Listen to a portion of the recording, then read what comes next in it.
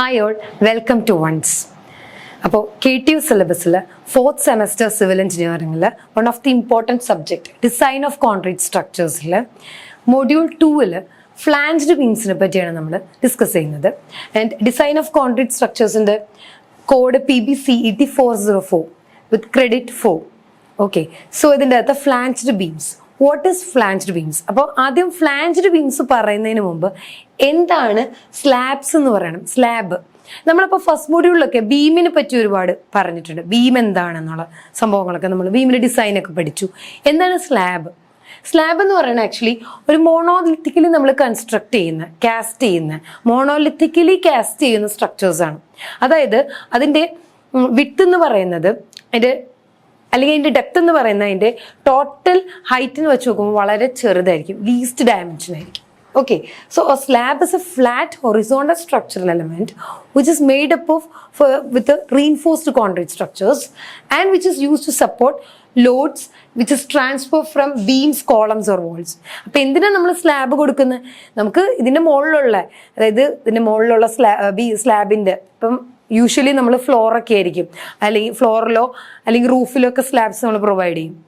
മുകളിൽ നിന്ന് വരുന്ന ബീമിൻ്റെയും കോളത്തിൻ്റെയൊക്കെ ലോഡ് ഈസിലി ട്രാൻസ്ഫർ ചെയ്യാനാണ്, വിത്തൗട്ട് എനി ഡിസ്കണ്ടിന്യൂറ്റി. ഒരു ഡിസ്കണ്ടിന്യൂറ്റി ഇല്ലാതെ മുകളിൽ നിന്ന് വരുന്നതോ അല്ലെങ്കിൽ നമുക്ക് ഏത് ലോഡാണോ വരുന്നത് ആ ലോഡിൽ നിന്നുള്ള easy transfer of Lord is possible കാരണം അങ്ങനത്തെ ഒരു കൺസ്ട്രക്ഷൻ ആണ് സ്ലാബിൻ്റെ. അപ്പോൾ സ്ലാബിൽ നിന്ന് ഡയറക്റ്റ് ഏറ്റവും മുകളിൽ ലോഡ് വരുന്നു, അതിൽ നിന്ന് സ്ലാബിലേക്ക്, ആ സ്ലാബിൽ നിന്ന് ഡയറക്റ്റ് കോളത്തിലേക്ക്, ബീമിലേക്ക്, ബീമിൽ നിന്ന് കോളത്തിലേക്ക്, ദെൻ ഫൗണ്ടേഷൻ. അങ്ങനെ ഒരു easy flow of transfer of ലോഡാണ് നമുക്ക് സ്ലാബ് പ്രൊവൈഡ് ചെയ്യുന്നത്. അതുകൊണ്ട് തന്നെ റീഇൻഫോഴ്സ്ഡ് കോൺക്രീറ്റ് സെക്ഷൻ തന്നെയാണ് slab.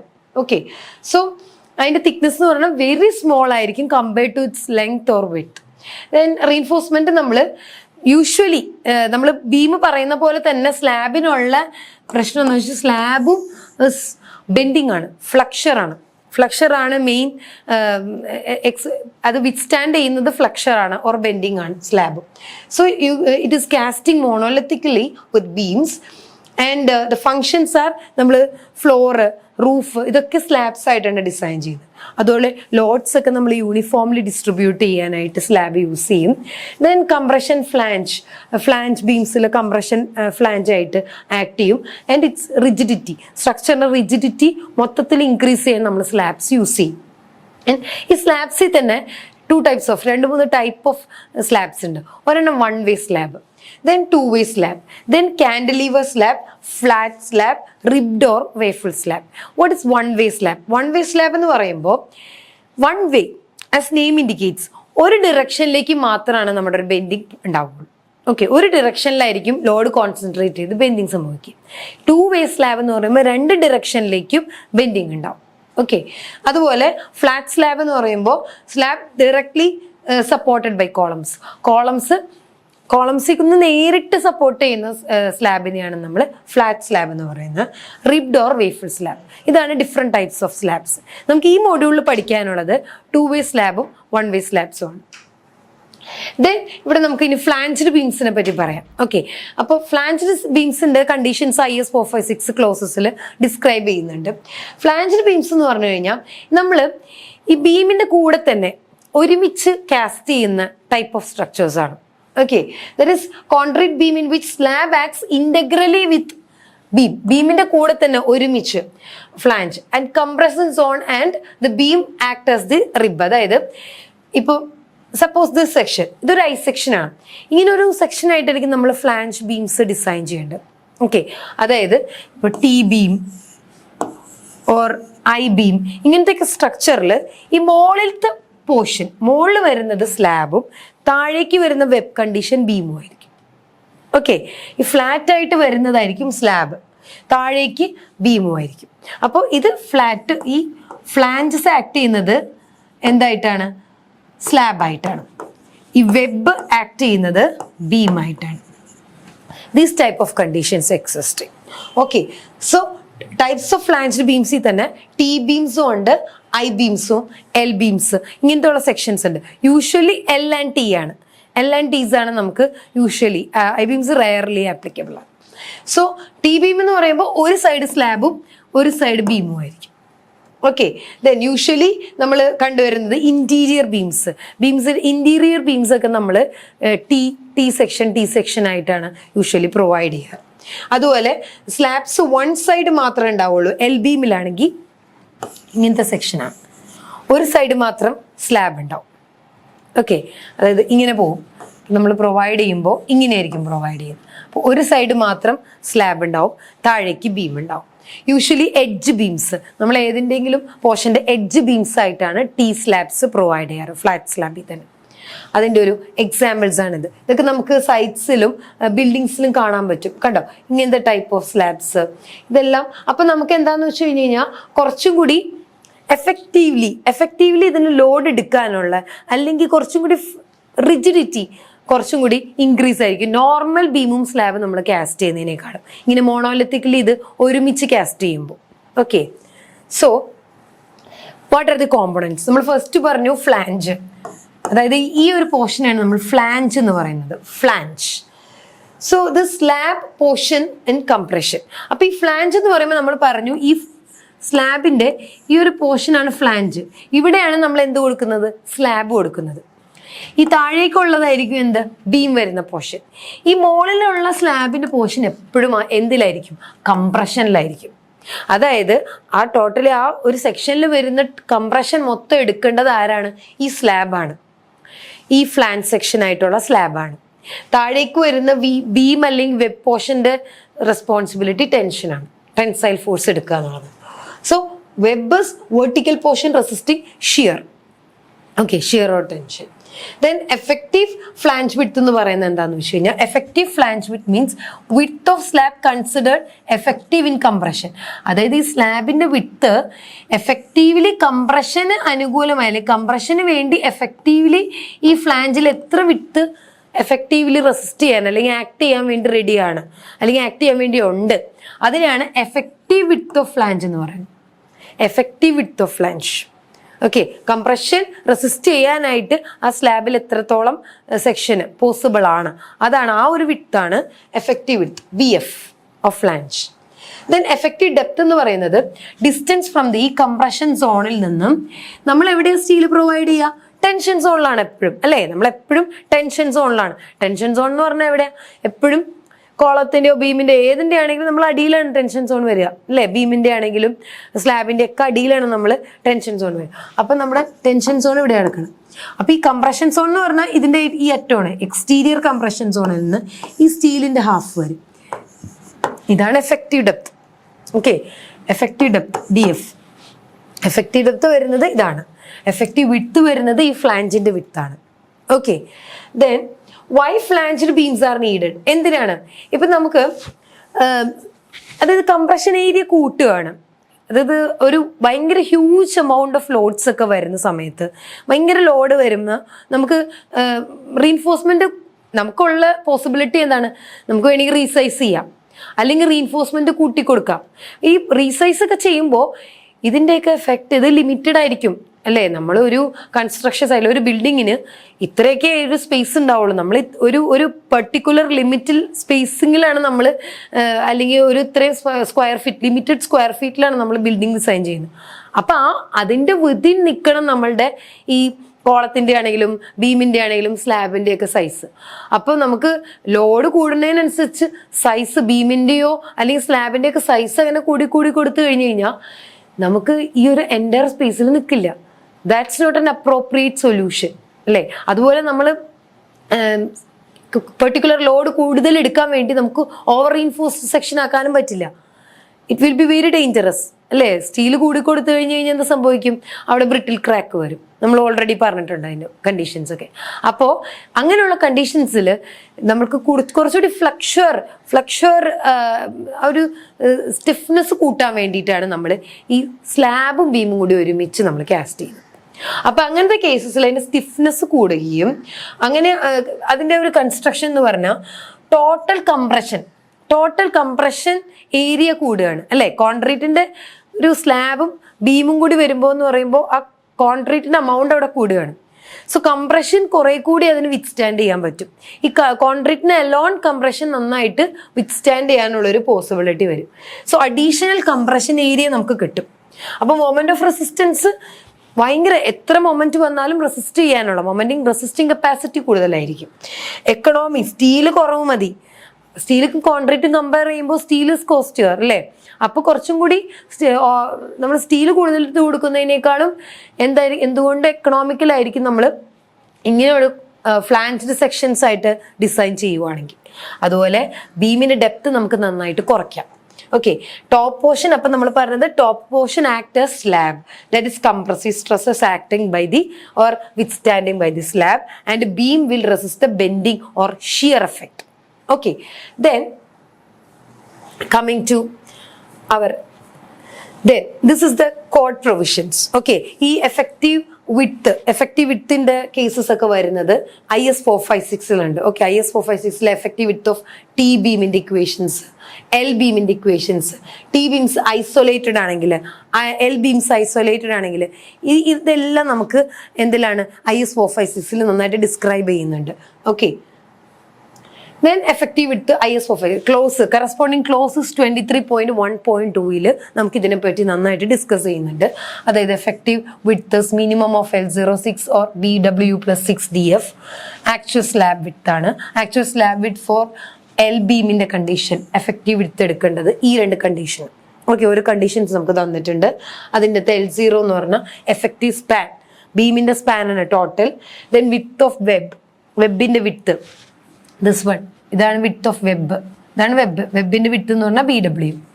Okay, then DF is the thickness of slab, മുകളിലുള്ള സ്ലാബിന്റെ തിക്നെസ് ആണ് DF. ഇങ്ങനെ വരക്കുകയാണെങ്കിൽ this is the DF. Okay, this is BW. Okay, then ഇതിൽ തന്നെ രണ്ട് ടൈപ്പ് ഉണ്ട്, രണ്ട് കേസസ് വരുന്നുണ്ട്. അതായത് ന്യൂട്രൽ ആക്സസ്, നമ്മൾ ന്യൂട്രൽ ആക്സസ് വെച്ചിട്ടാണ് എന്ത് ഡിറ്റർമിൻ ചെയ്യുന്നത്, ഒരു കറസ്പോണ്ടിങ് സെക്ഷന്റെ കംപ്രസീവ് സോൺ ഏതാണെന്നും ടെൻഷൻ സോൺ ഏതാണെന്നും നമ്മൾ ഡിസ്ക്രൈബ് ചെയ്യുന്നത് അല്ലെ. ന്യൂട്രൽ ആക്സസ് വന്നിട്ടാണ് നമുക്ക് ഏതാണ് കംപ്രഷൻ സോൺ, ഏതാണ് ടെൻഷൻ സോൺ, എവിടെയാണ് നമ്മൾ സ്റ്റീൽ പ്രൊവൈഡ് ചെയ്യേണ്ടത്, ഇതെല്ലാം ഐഡിയ നമുക്ക് കിട്ടുന്നത് ന്യൂട്രൽ ആക്സസ് ഫിക്സ് ചെയ്തതിന് ശേഷം മാത്രമാണ്. ഓക്കെ, അപ്പൊ ഇവിടെ രണ്ട് പോസിബിലിറ്റി ഉണ്ട്. Either neutral axis can come inside this flange, ഫ്ലാഞ്ചിന്റെ ഉള്ളിൽ ന്യൂട്രൽ ആക്സസ് വരുന്ന കേസ് ഉണ്ട്, അതൊരു കേസാണ്. ഇങ്ങനത്തെ കേസ് വന്നാൽ എളുപ്പമാണ്. നമ്മൾ സാധാരണ ബീം ഡിസൈൻ ചെയ്യുമല്ലോ, നോർമൽ റെക്ടാങ്കിൾ ബീം ഡിസൈൻ ചെയ്യുമല്ലോ, ആ ഒരു പാറ്റേണിൽ മാത്രം ഡിസൈൻ ചെയ്ത് പോയാൽ മതി. പക്ഷേ if the neutral access is coming here, ഇവിടെയാണ് ന്യൂട്രൽ ആക്സസ് വരുന്നതെങ്കിലോ, ഈ ഒരു പോർഷനിലാണെങ്കിലോ, ഇവിടെയാണെങ്കിൽ കംപ്രഷൻ ഇവിടെയും ടെൻഷൻ ഇവിടെ, വേറെ പ്രശ്നങ്ങളൊന്നുമില്ല. പക്ഷേ ഇവിടെയാണെങ്കിൽ എന്ത് സംഭവിക്കും, കംപ്രഷൻ എന്ന് പറഞ്ഞാൽ ഈ ഒരു ഏരിയ മൊത്തം കംപ്രഷനിലായിരിക്കും ആൻഡ് ഈ ഒരു ഏരിയ ടെൻഷനിലായിരിക്കും.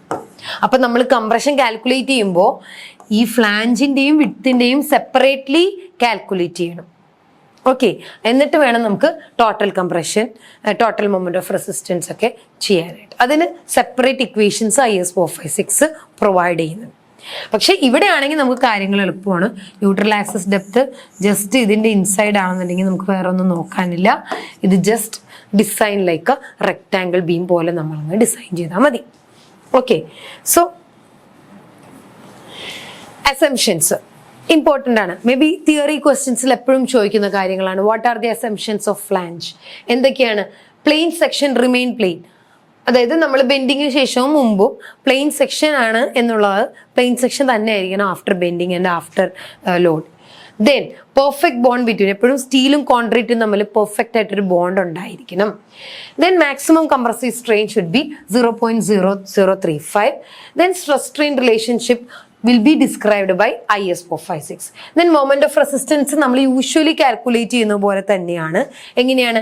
നമ്മൾ ന്യൂട്രൽ ആക്സസ് ഡെപ്ത് എടുക്കുകയാണെങ്കിൽ ഈ ന്യൂട്രൽ ടോട്ടൽ കംപ്രഷൻ എവിടെയാണോ ആക്ട് ചെയ്യുന്നത് അത് ഇൻറ്റു ലിവറാ, അത് ഇൻറ്റു പെർപെൻഡിക്കുലർ ഡിസ്റ്റൻസ്, ആ total compression force into that perpendicular distance, ആ പെർപെൻഡിക്കുലർ ഡിസ്റ്റൻസിന്റെ ഇൻറ്റു ടോട്ടൽ ഫോഴ്സ് എവിടെയാണോ ആക്ട് ചെയ്യുന്നത് അതായിരിക്കും moment of resistance. Same as beam condition.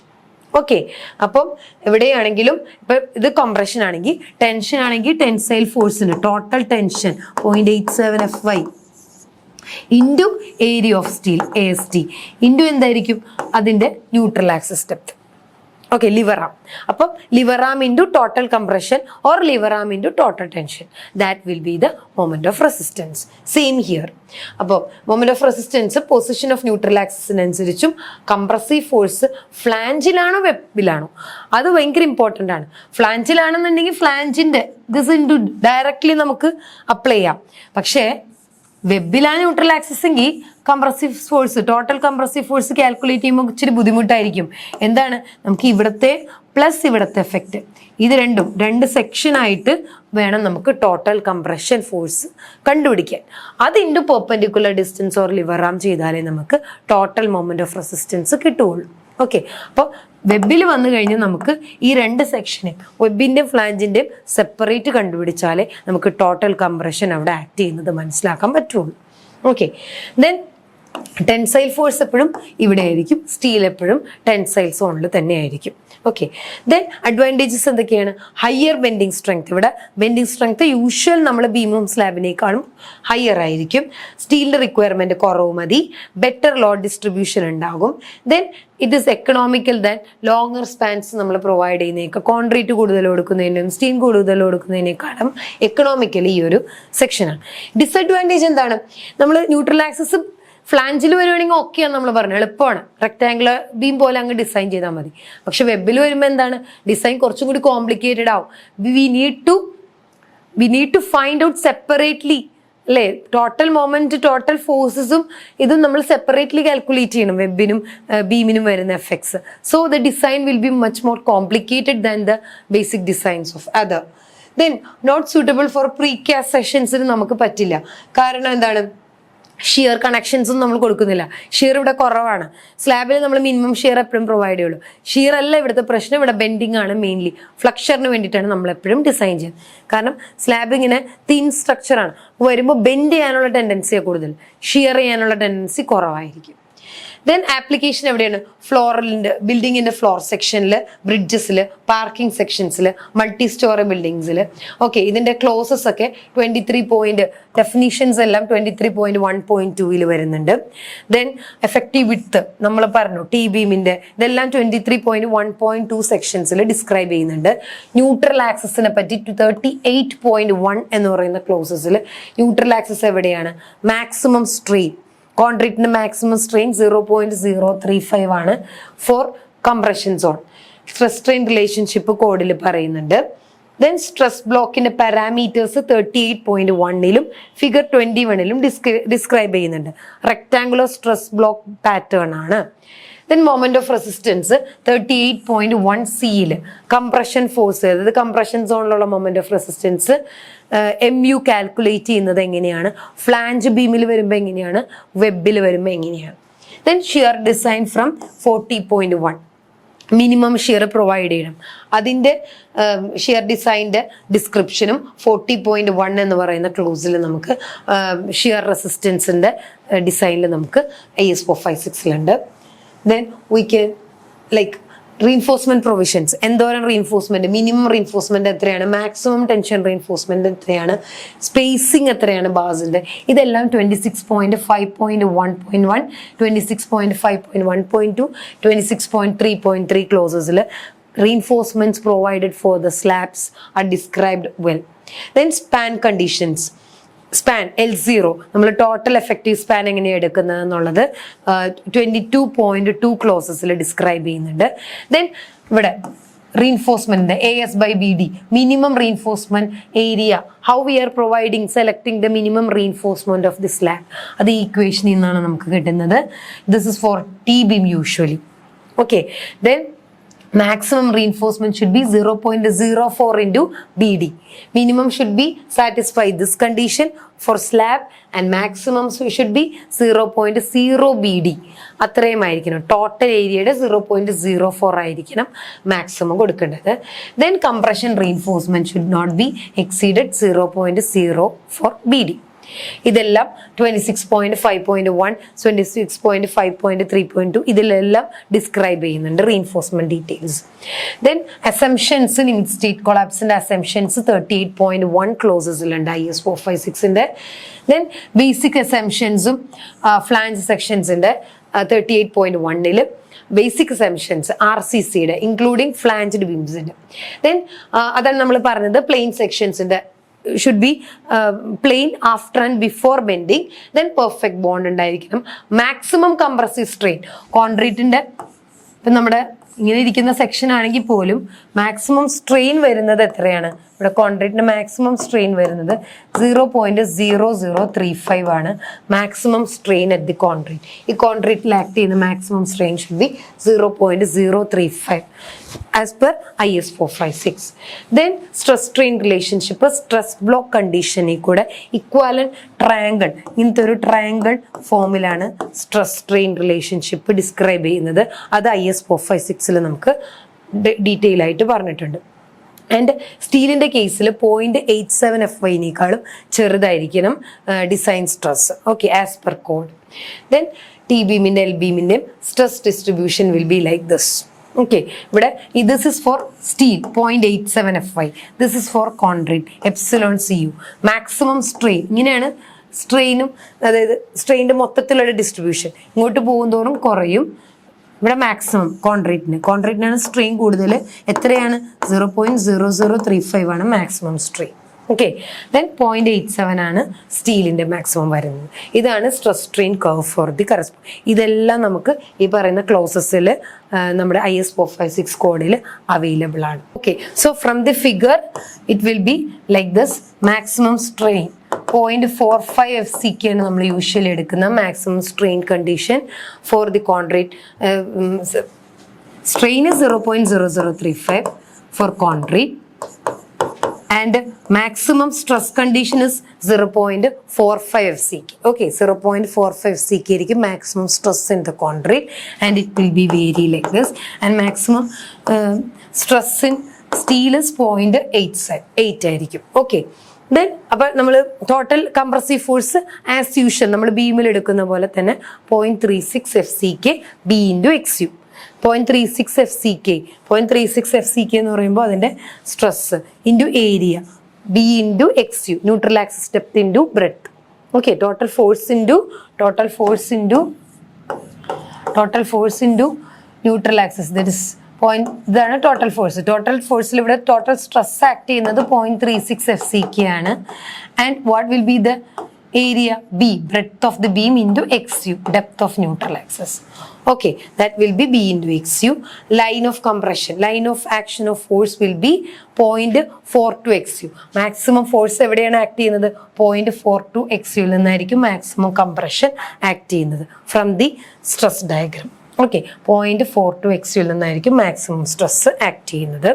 Then application എന്തൊക്കെയാണ്? ഫ്ലാഞ്ച്ഡ് ബീമിൻ്റെ ന്യൂട്രൽ ആക്സസ് വിതിൻ ഫ്ലാഞ്ച് ആണെങ്കിൽ എഫക്റ്റീവ് ഫ്ലാഞ്ച് വിത്ത് BF ആയിരിക്കും. ഇതിന് നമ്മൾ റെക്റ്റാങ്കുലർ ബീമായിട്ടാണ് നമ്മൾ അതിനനുസരിച്ചുള്ള യൂഷ്വൽ നമ്മൾ റെക്റ്റാങ്കിൾ ബീമിൻ്റെ ഡിസൈൻ തന്നെയാണ് അഡോപ്റ്റ് ചെയ്യുന്നത്. പക്ഷേ വെബിലാണ് വരുന്നതെങ്കിൽ കംപ്രഷൻ രണ്ടായിട്ട് ഡിവൈഡ് ചെയ്യും, flange compression and web compression. Flange കംപ്രഷന് നമ്മൾ വേറെ കാൽക്കുലേറ്റ് ചെയ്തിട്ട് വേണം, പ്ലസ് വെബ് കംപ്രഷൻ വന്നാൽ ടോട്ടൽ കംപ്രസീവ് ഫോഴ്സ് ആവും. സെപ്പറേറ്റ്ലി നമ്മൾ കണ്ടുപിടിക്കും. ഇതാണ് basics of the flanged beam. Flanged ബീമിൻ്റെ ബേസിക്സ് ആണ് നമ്മൾ ഡിസ്കസ് ചെയ്തത്. അപ്പോൾ ഫർദർ ഡിസ്കഷൻസ് ഫർദർ ഇതിനെ പറ്റിയുള്ള ക്ലാസ്സസ്, അതായത് ഫ്ലാഞ്ച്ഡ് ബീംസിൻ്റെ തന്നെ ഡിസൈൻ സ്റ്റെപ്സ്, സ്ട്രെസ്സിൻ്റെ പാരാമീറ്റേഴ്സ്, സ്ട്രെസ് ഡിസ്ട്രിബ്യൂഷൻസ്, ഇതെല്ലാം ആൻഡ് ഹൗ ടു ഡിസൈൻ നമ്മൾ ഫ്ലാഞ്ചിൽ വരുമ്പോൾ വെബിൽ വരുമ്പോൾ ഈ ഡിസൈൻസ് എല്ലാം നമുക്ക് കമ്മിങ് സെഷൻസിൽ നമുക്ക് ഡിസ്കസ് ചെയ്യാം. Thank you.